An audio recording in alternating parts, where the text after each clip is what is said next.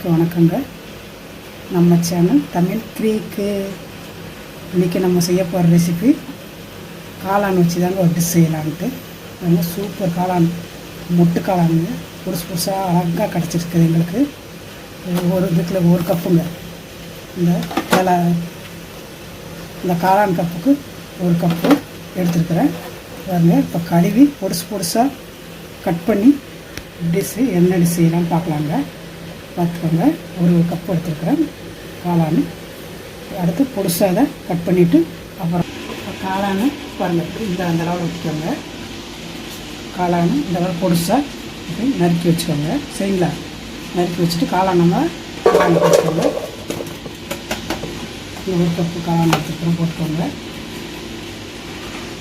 அடுத்து கொஞ்சம் வெள்ளமாக போட்டுக்கோங்க.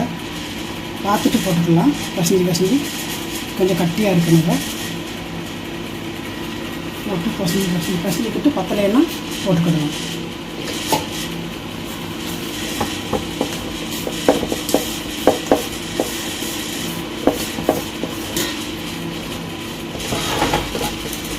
அடுத்து பாருங்க, கொஞ்சம் இந்த அளவில் பொடுசாக நறுக்கிய மிளகாங்க. அடுத்து கொஞ்சம் கொத்தமல்லி தழை. அடுத்து பொடுசாக நறுக்கின வெங்காயம். எல்லாமே பொடுசாக நறுக்குவாங்க. சரிங்களா?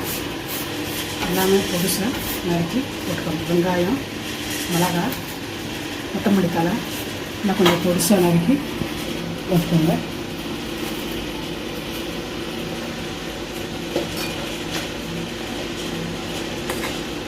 அடுத்து ஒரு ஸ்பூனுக்கு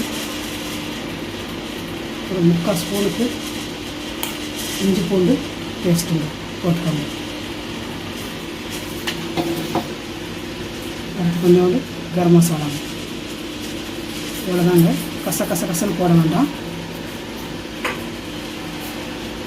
எடுத்து நல்லா பிசைஞ்சிக்கலாம். தேவையான அளவு இது போட்டுக்கோங்க. இதை நல்லா பிசைஞ்சிக்கணும். தண்ணியை தெளித்து பிசைங்க.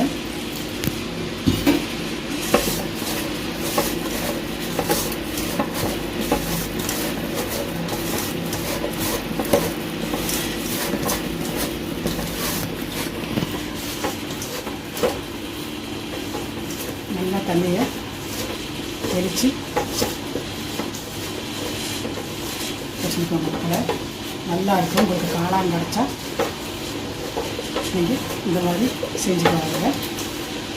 நல்லாயிருக்கும். இப்படி உருண்டையாக வரணும். நல்ல பால் மாதிரி வரணும். மக்களை இந்த அளவில் பார்த்துக்கோங்க. இதை நான் எந்த அளவு போட்டேன் அப்படின்னு பத்தாட்டை போட்டுக்கோங்க. ரொம்ப தண்ணியாக ஆக்கிடாதீங்க. மாவை கொஞ்சம் பக்கத்தில் வச்சுக்கிட்டு பார்த்து பிசைஞ்சிக்கோங்க. சரிங்களா? போகலாம். காளான் தான், பூராமே காளான் தான். நல்லா கூட கொஞ்சம் காளான் போட்டுக்கோங்க. சூப்பராக இருக்கும். மைதா மாவுங்க.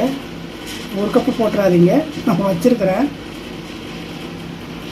கொஞ்சோண்டு போட்டுக்கோங்க. பத்தாட்டாலும் போட்டுக்கலாங்க. ஃபஸ்ட்டு நிறையா போட்டிங்கன்னா டேஸ்ட்டு கெட்டு போகும்.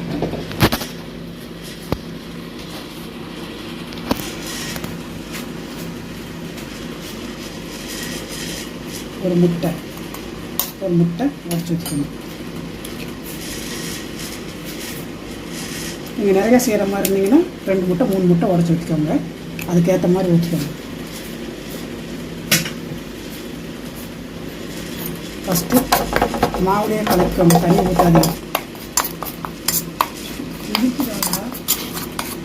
நல்லா கலக்கிட்டு வேணும்னா லைட்டாக தண்ணி ஊற்றணும்.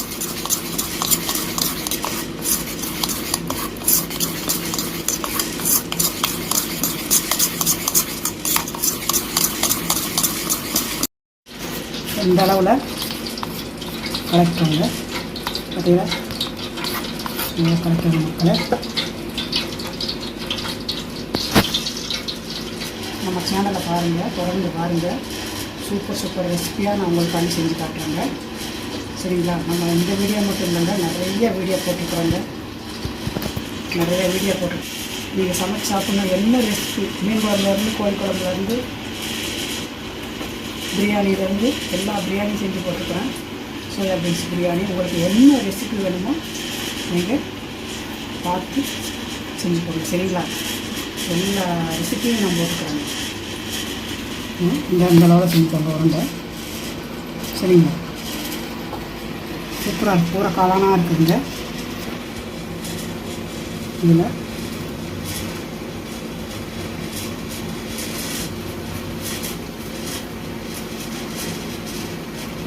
போட்டுக்கலாங்க.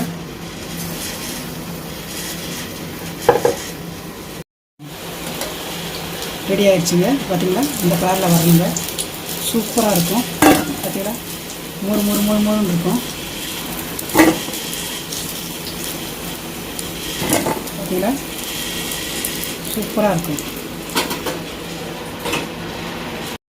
நல்லா அப்படி போட்டு எடுத்துட்டு இது கொஞ்சம் கட்டியாக பசங்க தாங்க வரும்.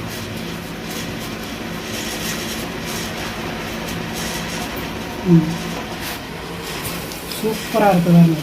அவ்வளோதான், சரியாகட்டும். காளான் கிரிப்ஸி பால்ஸ் ரெடிங்க. இது பாருங்க, சூப்பராக வந்திருக்கு மக்களை. செம்ம டேஸ்ட்டாக வந்திருக்குது. நீங்கள் எல்லோரும் வீட்டில் ட்ரை பண்ணுங்கள். நம்ம சேனலை மறக்காதீங்க.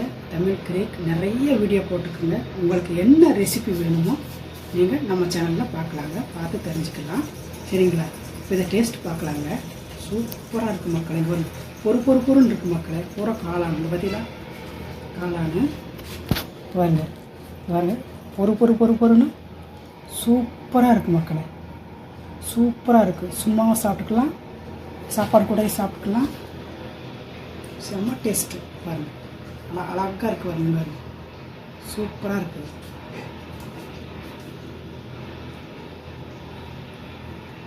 சூப்பர் டேஸ்ட்டு, நல்லா இருக்குது. சூப்பராக இருக்குது மக்களே. காளான் சூப்பராக இருக்குது. எல்லோரும் ட்ரை பண்ணுங்கள். நன்றி. அடுத்த ஒரு சூப்பர் வீடியோவில் சந்திக்கலாம். பாய்.